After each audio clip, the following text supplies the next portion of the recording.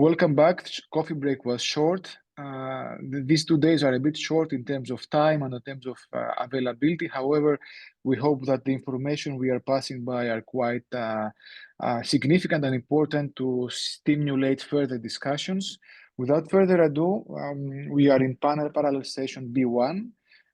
Business and biodiversity working together. We have a distinguished set of panelists and attendees, and I'm very happy to moderate from my side this panel. I'm Elias Demian. I come from the external monitoring team of the LIFE program. We will start, and I'm going to give you a little bit of the insights. We're going to start by Mr. Serge Lamborel. Mr. Serge Lamborel is the manager of the public lighting company of Sibelga. You might have heard Sibelga as the Belgian utility function who provides and moves out electricity, mostly in Brussels, but also otherwise away. Serge will try to set the scene on how a firm, how a company who doesn't have traditional biodiversity in its own business scope tries to integrate biodiversity elements. Then besides that, we have a very interesting group of panelists. In random sequence, we have the project LifePol in Action. The project LifePol in Action is being represented by Professor Eddie Fatinato, Eddie, which they will tell us a little bit of how they integrate business into their own work. Furthermore, we will hear from Olivares Vivos. You heard yesterday Mr. Carlos Ruiz, the project coordinator, what they have done with regards to labeling, and we will see how revenues from labeling olive oil products can help managing biodiversity. And last but not least, of course, we have Patrick Trotzler from the Lake Constance Foundation, from the Life Responsible Sourcing project. Again, another very interesting and marketed concept that we will hear. If I can take just a couple of minutes from my side and to set the scene, I would like to say that we have seen and we know quite well, especially those people related to conservation, that biodiversity is fundamental for ecosystems. But the last 10, 15 years, we understand that biodiversity can become also part of the business, part of daily business, and is not only can bring a better status of environmental quality, but also it can bring welfare and improve the revenues. This combination has always been in the focus of the LIFE program, which is something that I would like you to keep. The LIFE projects focus a lot on sustainability and on upscale and what can happen after the LIFE funding ends. And we have seen from different organizations and reports the last couple of years that in order to achieve the goals of the biodiversity and nature conservation, we would need more than just public funding. So mixing public funding with other sorts of funding, as we have discussed also yesterday, is vital. And this is what we're going to discuss in this session today. So I would like to remind you that we value your participation as well as attendants. For this, I would like to ask my colleagues to bring up the QR slide, the slide with the QR code for Slido, where you would be able to shoot the panelists with interesting questions. I will not promise that we can address them all, but I will promise that I'll do my best on it, because participation is quite large in this networking meeting, and we are really proud for that. So start scanning and typing your questions in. We will be happy to engage all the people. Serge, I would like to pass the floor to you. You put up the base presentation in the next 15-20 minutes, and then of course we will open the discussion with the distinct panelists. The floor to you, Serge. Thanks a lot. Okay, thank you. Good morning, everybody. So my name is Serge Lamborel, and I'm I'm the public lighting manager by Sibelga. Sorry for my English. It's the first time from a long time that I have the opportunity to make a presentation in English, but I will do my best. So my presentation is about the interaction between biodiversity and public lighting, and more specifically the experience of Sibelga in Brussels. Next slide, please. Okay, so who we are? So Sibelga, we are the DNO, this electrical and gas distribution network operator in Brussels. So our main job is, of course, it's to operate electrical and gas network with different type of services around this. Like for the metering and so on, and also to invest in cable, electrical cable, in order to be able to feed EV charger, for example, and so on. But here is not the purpose here. In Belgium, there is a specific thing that also the DNO is also in charge to operate the communal public lighting. It's very specific for Belgium. So here I'm representing this part of Sibelga, this part for the public lighting. Next slide, please. Yes. Okay. So as I said, we have about 3/4 of the public lighting poles in Brussels. So we manage this. It's around about 90,000 luminaires. So it's not so big, but it's not a small one. And in this, so for this function, so we have three different parts. So the first part, we are in charge for the construction and the renovation of the public lighting assets. Assets. So this means that the assets belong to us. It's very important. The second part, it's we operate this network, means that, of course, that we also have to assume the reparation and the maintenance, and to keep in good condition this installation. And finally, we also have to assume, let's say, the energy consumption for this to feed this public lighting assets. So this three parts is very important. So we cover all these three parts. And another very important thing is, okay, we operate the public lighting in Brussels, and with this means that we operate mainly in urban area. So urban area means, you can see, for example, in the two picture below, the first one, we are in the center of Brussels. You have pedestrian, you have bicycles, you have cars, and they have to use, let's say, the public area together. So this is very important things.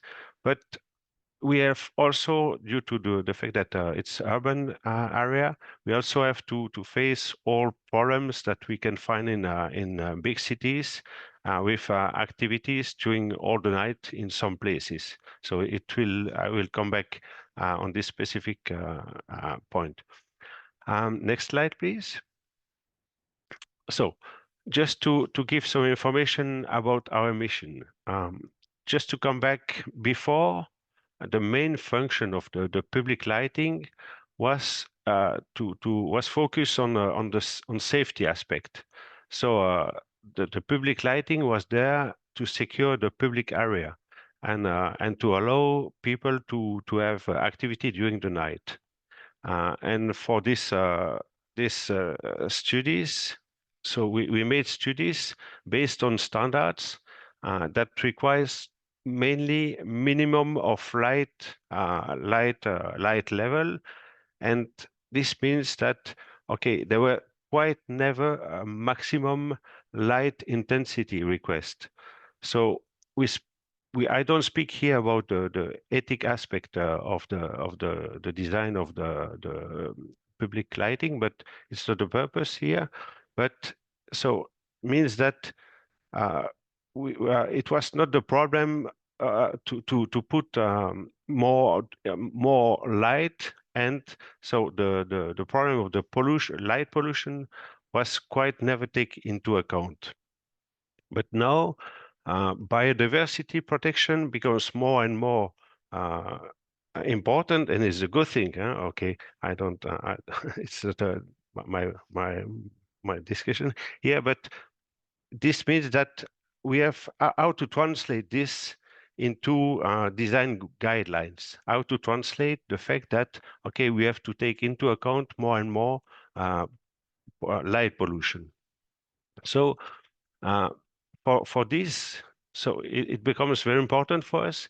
And to do this, we have to increase our knowledge of the impact of the public lighting on biodiversity. We took part to a project who's called Batlight District. You can see the picture here. It's a project in Jet in Brussels. And this, I will not go very deep in detail with this project, but to summarize, we have put a different kind of luminaire, and we have we are measuring the impact on bats. Why bats? It's because bats are very good representative of biodiversity, but they are also very easy to measure. So this project was also a good opportunity for us to be put in contact with other people and organizations that are concerned with biodiversity. But it was also a good opportunity for us, let's say, to increase our concern of biodiversity. So next slide, please. So, and for us as public lighting operators, it appears that we have now to face to a new challenge, and this challenge is how to balance safety function of the public lighting and, as I said, the light pollution in the context. I come back in the context of an urban area. So, if we focus on light pollution only, quite everybody agrees that let's say the best solution to avoid light pollution is to turn off the light. But I think that everybody understands that in the case of the city of Brussels, it's quite not acceptable. We have made some tests, but it was we had to stop this test. So it doesn't mean that okay, there are no solution, but it's not so evident. So as public lighting operator, we also need to have very simple rules. Means that okay, the design guidelines must to be adapted to take into account this light pollution. And maybe after this, the standards that everybody have to fulfill will also maybe be it will also maybe necessary to update this. And I will give you later some information about what we are proposing. Next slide, please. So another very important point is the timing. The timing, why? Because everybody knows that by 2030, the classic lamps will be no more available on the market for the public lighting. This means that quite all the public lighting operators have a program to move to LED technology and to move all the assets before 2030. So this program appears for us a very, very important and very interesting opportunity to install luminaires that fulfills the main requirements for biodiversity protection. So it's honestly, it was not let's say the first goal of this LED program to fulfill the biodiversity, but it's an opportunity that we have to take into account. Another point is that in the same time, you can see on the picture, we also install, let's say, the controllers that allow us to control remotely individually all luminaires. And this will be very also interesting in order to find solution in order to fulfill biodiversity requirements. Just for information, today in Brussels by Civilca, we have switched about 30% of our assets to the LED technology. Means, okay, that we still have 70%, so it's a big quantity. We still have 70% to replace till 2030. Next slide, please. So for this 70% of luminaire will represent roughly a little bit more than 65,000 luminaires. We still we have to know exactly which type to install, because after that it will be very difficult to replace it, because they will be installed for about 20-25 years based on the lifetime of the LED luminaires. So it's better to know now which type to install where. So and this is the main things to have to let's say to define. And today everybody knows, everybody agrees that okay, the main, let's say, yes, the main it's mainly the blue part of the light which is problematic for biodiversity. So it's that's why we have to, here we will focus on the color temperature to choose luminaire with the correct color temperatures. And okay, it will, we go, it seems that okay, the solution we will propose is to install luminaires in biodiversity protect area with a color range of temperature between 2200 Kelvin and 2500 Kelvin. And for Natura 2000 site area, so we will go lower to with luminaires with light temperature around 1800 800 Kelvin. So, and for the other places, we will remain with our installation of luminaires with light temperature of 3000 Kelvin. So there are also other possibilities that we will use. It's to limit also some that we will try to use maybe luminaires that will limit also the light emission on the top. But this is let's say other part of the design we have to do. You can also see on the picture below that there are different type of streets in Brussels. The first one is we see it's a street close to a green area with a low traffic, compared to the other one with in the center of Brussels. There are no green area and there are a lot of traffics. Means that of course we cannot install the same type of luminaire in these two types of these two configuration. So next slide, please.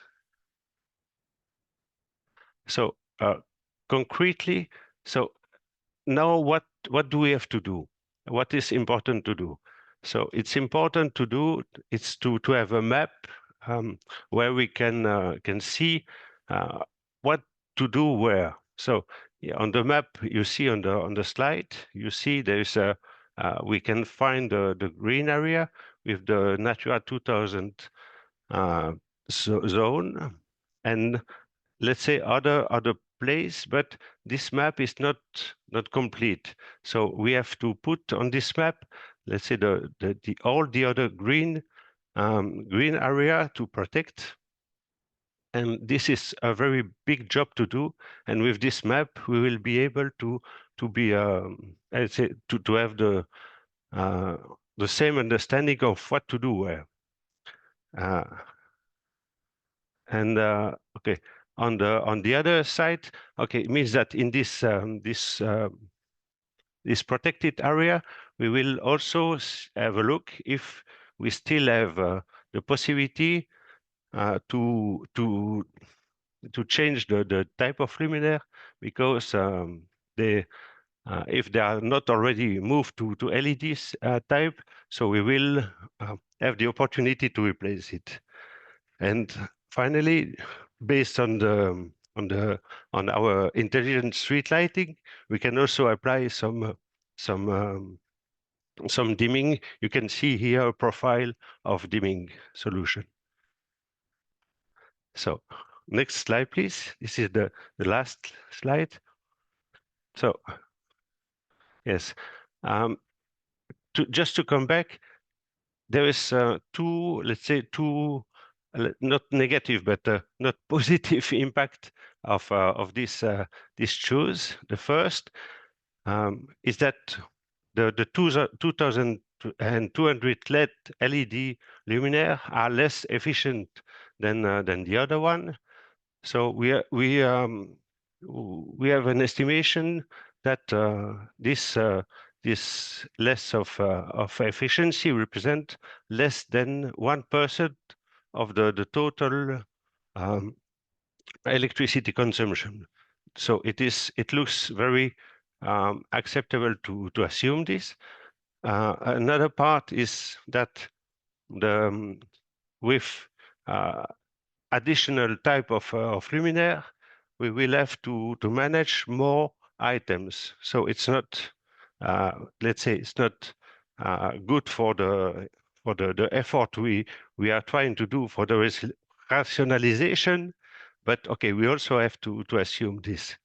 But and then last but not least, due to the fact that we can do this in parallel with our LED program 2030, it looks that we are able to take into account the biodiversity into account with quite no additional investment cost. This is a very, let's say, a very interesting things. That means that we do not need any additional funds in order to make the required and to required things to do in order to limit, let's say, the impact of the public lighting on biodiversity. So I think next slide, please. Okay, so thank you very much for everybody. I think I can still continue developing more in detail, but it's not the purpose here. Thank you. Serge, merci bien. Thanks a lot for this interesting presentation. It's funny how we are talking about two different public goods here. We're talking about the provision of electricity, and we're talking also about biodiversity, and these have started to be considered integrated. Just before continuing, remind you, please, I would like to remind you that the fact that we have a Slido session just for this panel. So your questions should be mentioned up there. And before we continue, we saw the case of Sibelga, which was a case that there was no direct funding to biodiversity, like in the sense we have heard in other sessions. So money coming from this corporation to a project or to an initiative or to something else. But we see here how this company integrates funding for the protection of biodiversity in its business plan. In fact, through other live projects implemented across the member state, we have seen some cases where companies that were usually not considered to invest funds and resources in biodiversity and also in environmental protection, we have seen that this starts to be the case for different factors. We will discuss it later on. Now I would like to ask my fellow panelists to turn their camera on. So Carlos, Patrick, Eddie, thanks a lot for turning your camera. Perhaps this Slido presentation, this slide can go out of the main screen so that we can all be seen. Thanks a lot.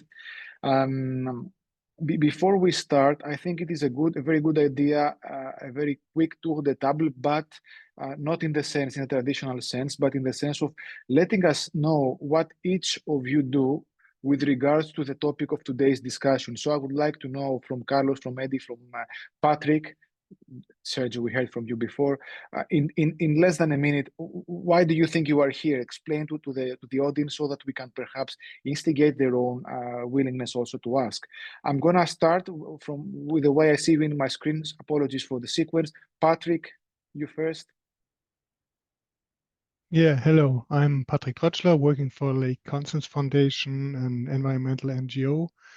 Quite experienced in the LIFE program. We have done several LIFE projects on food, on agriculture and biodiversity. What am I doing? So we have projects. We try to develop funding schemes for a better payment for farmers for their biodiversity activities. And we do that also in collaboration with the food sector, so with retailing companies, with processing companies. And we have funded a Food for Biodiversity Association, so let's say it's kind of sector initiative in Germany, and we try to spread this idea also to other European countries. Several interesting elements. I will not take the time now. Carlos. Hello, everybody. I'm Carlos Ruiz. I'm project coordinator of Olivares Vivos Life Project, which is a project which aims to recover biodiversity in olive groves and to turn this increase of biodiversity into profitability for the olive growers and for the olive oil producers by means of a certification seals that we have developed through the project. So with this seal, they are able to sell the product in a higher price on a better markets. And that's this our replication tool. So many other farmers can join the certification and start to do by their own the changes in their farms in terms to increase biodiversity because of these incentives. So practically using biodiversity to increase the added value of agricultural products and their, the way that they can reach out to the market. Eddie? Thank you, Elias. Good morning, everyone. My name is Eddie Fantinato, and I'm part of the project coordinator of Life Pollen Action, which aims at boosting pollination in rural and urban areas. Of course, my project is very much devoted in creating habitats for pollinators, but in order to achieve long-term sustainability and so prevent further loss of pollinators, we have to integrate biodiversity into business. And we are trying to achieve this goal by valorizing from an economic point of view the goods that are produced from farmers that are involved in biodiversity conservation, as well as by creating payment for ecosystem services schemes so as to promote biodiversity conservation of pollinators, but not only. Great. And the long-term sustainability of biodiversity is the key. I think it's the key part of the discussion that we should take not only in this session, but also across the 2 days of this event. Let me start with some generic questions, and then based also on the responses we have from the audience, we can shift. Starting from you, Eddie, and then we will pass it on the way back. We would like to understand what is the reasoning, what are the factors that have made this shift from traditional conservation and biodiversity to actually putting in the business element. Why? Who wants it? Of course, it's kind of obvious, but I want to set it also on, and set it also on from your side, from the research side, but also from the firm side as well. Well, this is a very complex question, and perhaps my answer will be quite complex as well. First of all, regarding pollinators, there is an economic advantage of including habitats for pollinators in a farmland, because habitats for pollinators provide wild pollinators, such as wild bees as well as bumblebees, that can be used to pollinate both major and minor crops. We know that in many cases, farmers rent managed honeybees or buy purchase bumblebee kits in order to pollinate their the crops they are growing. And we know that by creating habitats for pollinators, at least part of these managed insects can be replaced, and ultimately farmers can save money. Second, there is an increasing awareness by not only companies involved in the agricultural sector, but in general about the importance of biodiversity. And the many large companies are willing to contribute to projects devoted to biodiversity conservation by being involved in certification schemes, both of product and system certification schemes, by being involved as financiers, ultimately including their involvement in their sustainability report, and so raise their sustainability profile. That's actually a very good point. With all the new legislation and with also the request from investors and funders to prove that they are putting money on something that has an impact, then indeed this can be quite a good case for us. Carlos, from your experience, how is the demand from the private sector going? I mean, you are working with something very concrete. You are working with olive oil and olive oil products in general. Tell us the story with regards to the collaboration with the private firms and the demand. Yes, okay. Of course, going a little bit in the back, I am working in a conservation organization like Spanish Ornithological Society, partnered from BirdLife. And historically, we have been more focused in working with endangered species or protected areas, or aiming to protect areas that they need this protection.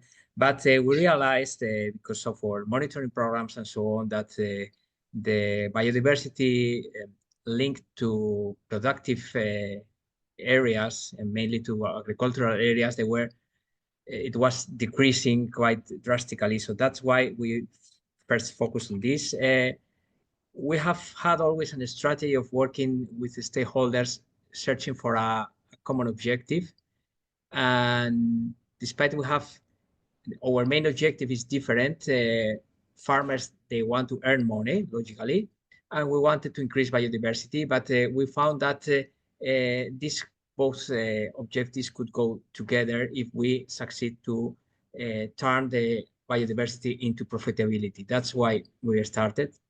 And during all these years, working with different farmers, different brands, and also researching a lot about consumers' interests and habitats with interests, we have found that the interest of the market in products with this environmental added value is increasing quite a lot. And there are some very interesting markets that they are demanding this kind of products, and this is where we have put our focus in trying to offer to the farmers a different way that the agro business was offering to them, because The only option that has been offered by the agribusiness is the intensification, more chemical, more production, more yields, but then to low this at lower prices to be much competitive.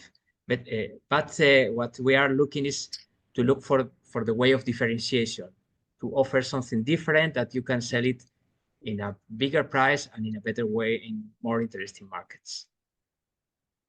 No, indeed, increasing added value of the product, especially if you are talking about food and agriculture, is something that we have seen clearly a trend, especially in economies that have increasing, let's say, welfare at the moment. So now it's not only a matter of producing more, but also producing higher quality and leaving smaller impact. That's quite clear.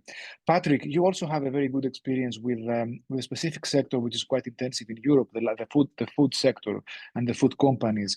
How do they see stuff? I mean, how can we translate the gains for biodiversity into their own demand for paying for it? Yeah, perhaps then we have to talk about risk management in the supply chains. I think for the big food companies, biodiversity should be managed like not only like a positive issue where it is colorful and full of emotion, but it can be a risk for them if they sell products or they use products or commodities that have a negative impact on biodiversity. So just one example, we started 15 years ago a collaboration with the apple farmers here at Lake Constance and one German big retailing company, Rewe. And what they have done was they have made a hotspot analysis on their commodities. And they saw that apple production is a very intensive production system with lots of pesticides used. And they asked then us as an environmental NGO how can they improve the situation. And so we came together and started a project. And so for them, it was a kind of risk management. And we started then to implement measures to support pollinating insects. And from Lake Constance then, this was really a success story. All German apple production regions now implement measures with different focuses on biodiversity, not only wild bees or stuff like that, but also in Austria. So I think it's about risk management. And then if we talk about risk management regarding biodiversity for big companies, I think we should not talk anymore about costs for biodiversity or of biodiversity, but it's an investment. It's an investment in quality of products, and it's an investment in the resilience of supply chains. That's what we see, and that seems to be a growing motivation for companies. Okay. Quite interesting, because you managed to somehow gather three very interesting pillars. You all, not only you, Patrick. We talked about risk management. So the question is, why do companies come and ask to support biodiversity? One is risk management, because if something goes wrong, really sideways with their production side, then the market will punish them in the way the market does. Secondly, it's about marketing, because it helps the ethos of the company to go on. And thirdly, it's about quality, because it manages, if you have products that have the supply chain can be properly traced back, and so that not only they don't affect negatively biodiversity, but they improve it, then these three elements can help a lot in the whole sustainability of the company. My colleagues have put again the slide on. We would like to have more questions from the audience. Thank you for that. Serge, we have heard the side from the biodiversity part. Can I ask, how does your company materialize, and how does it promote the things that you do for biodiversity protection? So, for example, you told us that light pollution is a big issue. If we go, for example, in your own sustainability report, will we find that you are selling in a good way all these actions that you are doing? Yes, we we make some communication about this, but it's not, let's say, the main. We are not trying to put this too much, to emphasize this too much, because okay, it's things that we have to do, so that the authorities will requires us to fulfill all this level of this level of protection of nature and so on. So it's, let's say, we are doing what we have to do. It's as simple as this. So we do not want to say, okay, we are the best one and so on. So it's much more, okay. It's quite a service to say, but it's difficult to, let's say, to put this in a positive communication. But of course, it will help, let's say, all the people living in Brussels to have a better life. So, but we cannot say that for us there are economical returns on this. So it's we are not in this the same same type of activities and as commercial activities. So we are in No, services. it's quite clear that it's not marketable, as you said. No. But and here we see a very good example of how the legal requirements can set the scene for biodiversity protection, or can set the minimum scene, let's say, for Yeah. biodiversity protection. Yeah. For the rest of the gentlemen now, and we can start with Carlos now on this question. You come from the really practical side, Carlos, and the rest, of course. What are the main barriers that you have seen and you can inform us about when trying to merge two different worlds, the world of business and the world of conservation, even if we are talking about a case where business does show a positive interest and demand to get inside conservation and biodiversity protection? What are the main barriers that you can highlight? And perhaps this question can be flown around Eddie and Patrick as well. Okay, as you said, we are working a very specific sector. It's agriculture, but it's olive production, which is something very widespread in southern Spain, and there are a big variety of farmers. We have big farms, and so on, but most of them, they are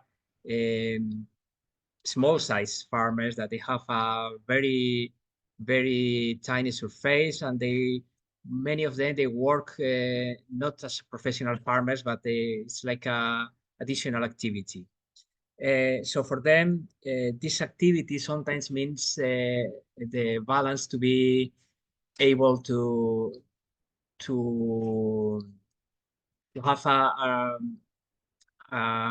good income, not to need to leave the country and to move to the cities and so on. That maybe that's why this region of Spain is the one that is more less depopulated in the country. So one of the main barriers was, of course, when you propose to implement measures for biodiversity, is the fear to lose production.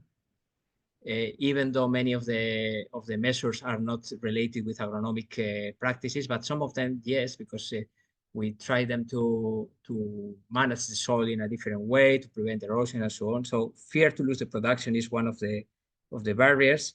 Then that they know how to sell their production, even small farmers or their cooperatives, but they don't know how to sell this added value.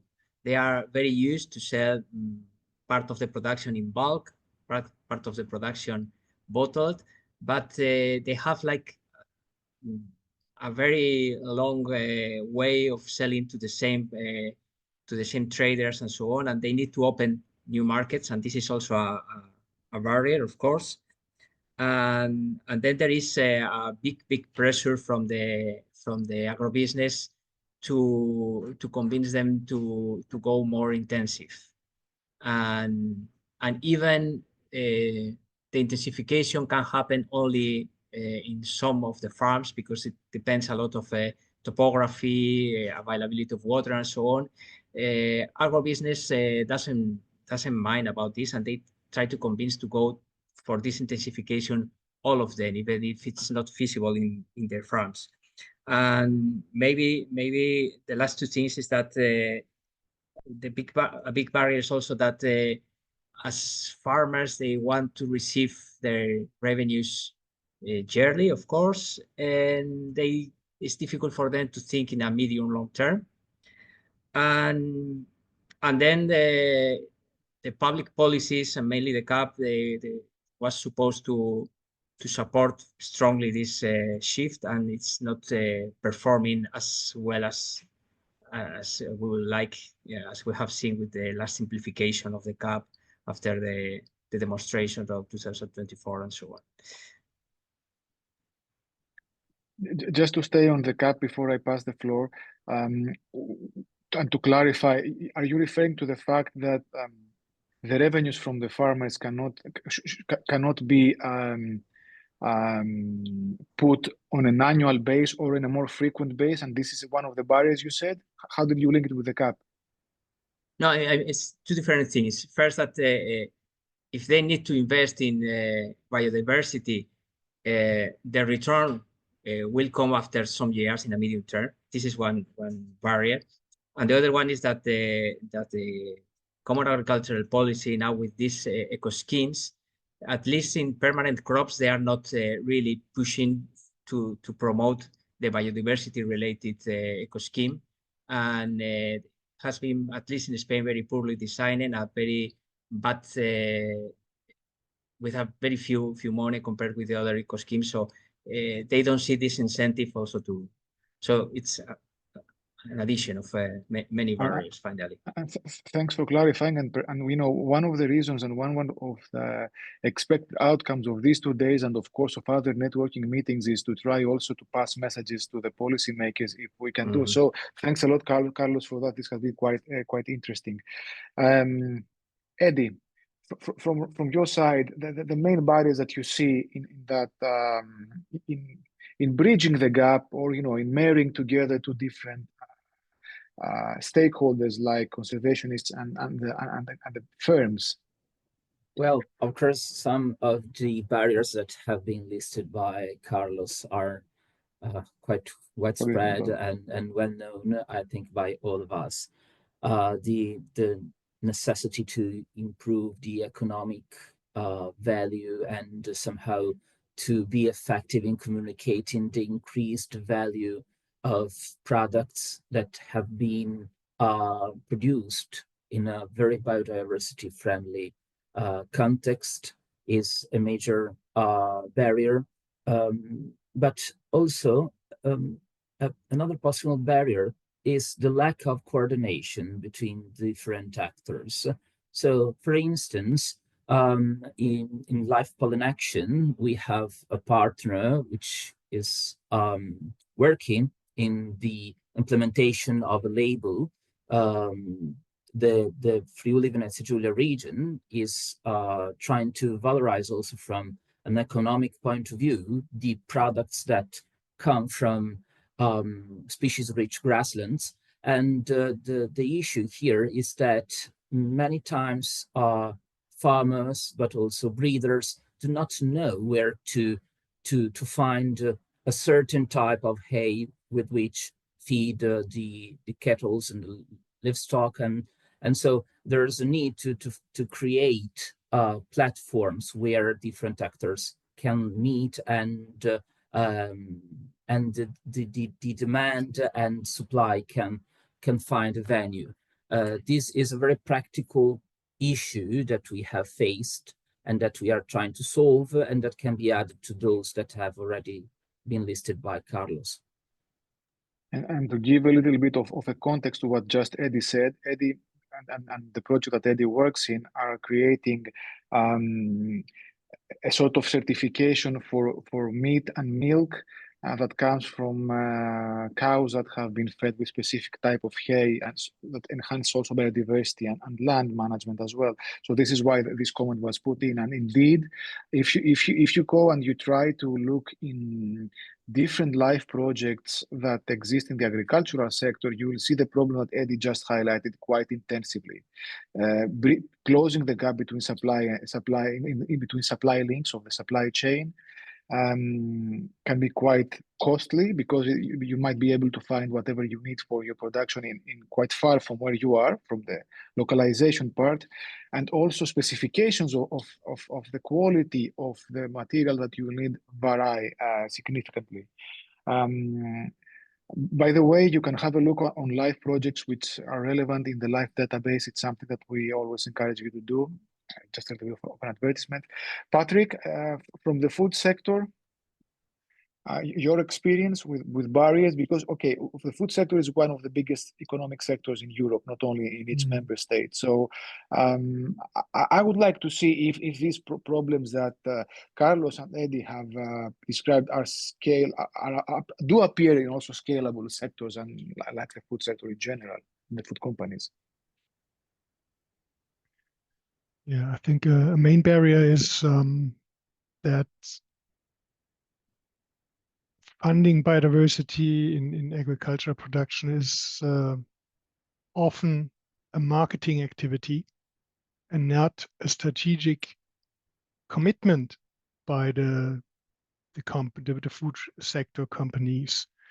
What I mean is, if you want to implement biodiversity promoting measures as a farmer, this means often, not always, but often, a substantial change of your production system.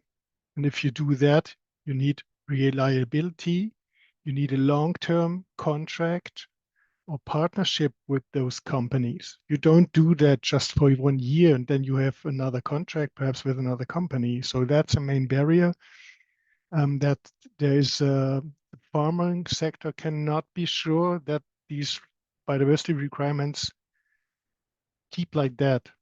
So what we need is more from the food sector. They should make more long-term or on the long-term contracts, building up their partnerships and clear their supply chains. I think that's really one barrier. So the farmer has a long-term perspective and the food sector still haven't it. So we have to combine that. And another just point, I think in the beginning of this session, you talked about the mix of public and private funding. And that's what we also see. So I think it's not very clear, at least in Germany, not clear the legal situation, if it's really allowed to combine private and public funding for biodiversity measures. So I think you only have the compensation component for the public funding. And we had really the situation that what we were said by the authorities, that we are not allowed to have an incentive component to add to this public funding. So I think it would be very helpful if we can have one measure and there's a basic funding by public money and then incentive funding by private money.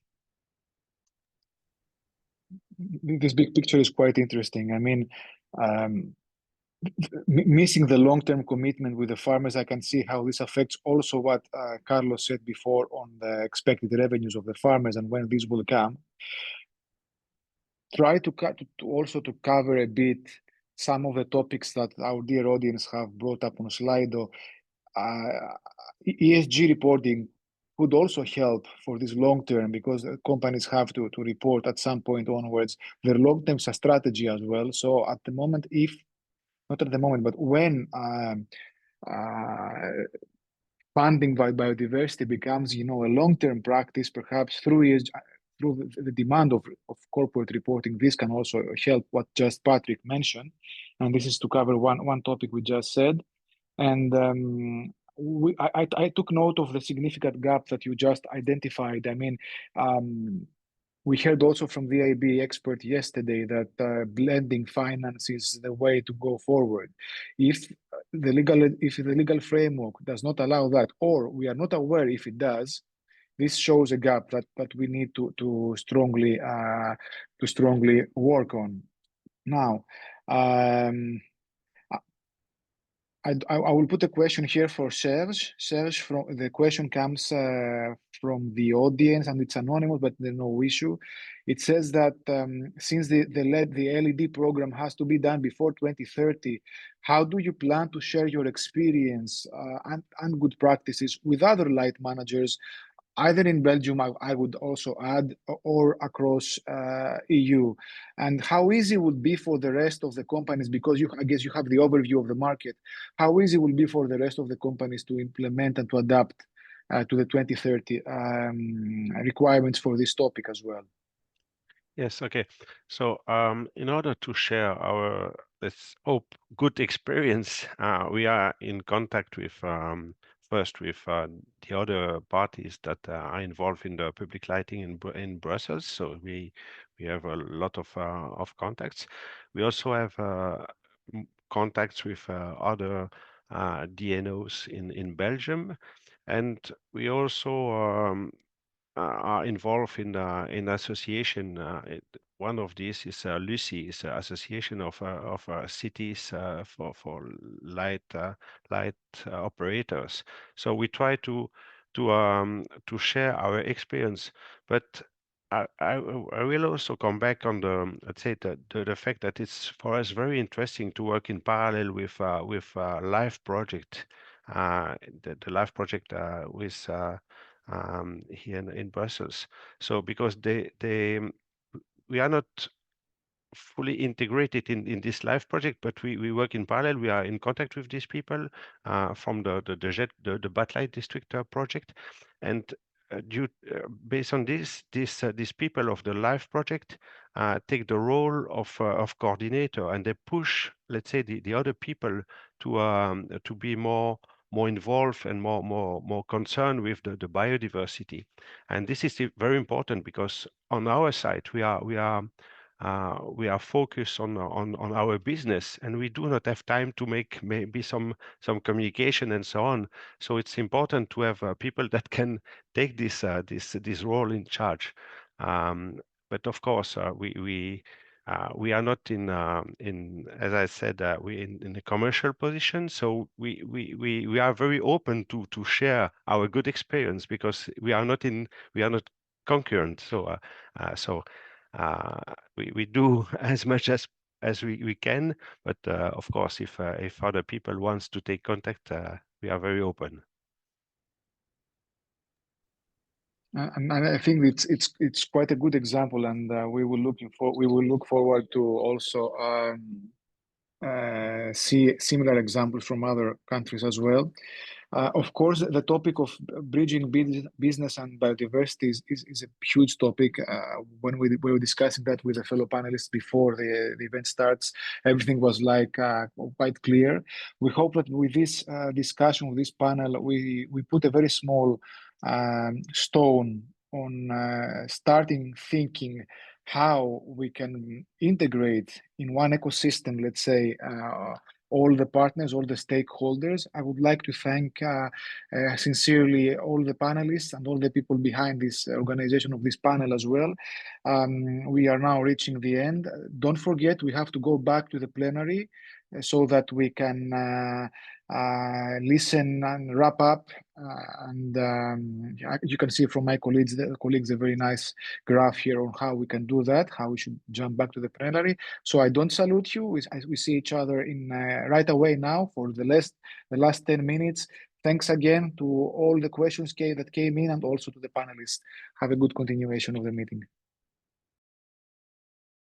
Thank you, Elias.